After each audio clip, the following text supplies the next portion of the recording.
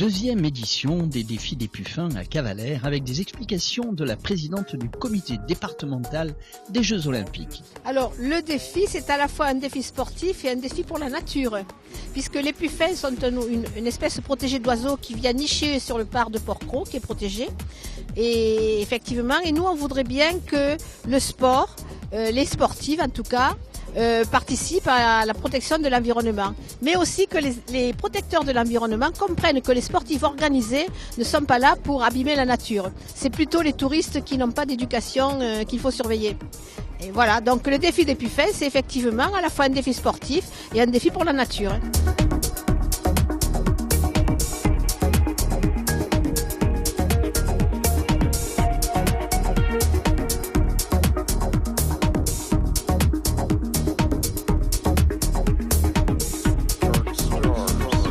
Complètement. Là, il y a justement l'objet de ce village, c'est le fait qu'il y a des stands de découverte sportive, mais aussi des stands pour sensibiliser au respect de l'environnement.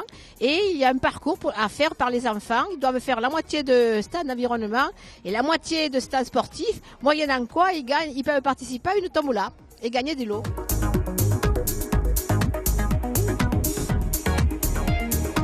Il y a le village de sensibilisation, mais il y a aussi une épreuve sportive demain qui est un raid en trois niveaux. Un raid de découverte pour les familles et éventuellement de découverte pour des sportifs débutants.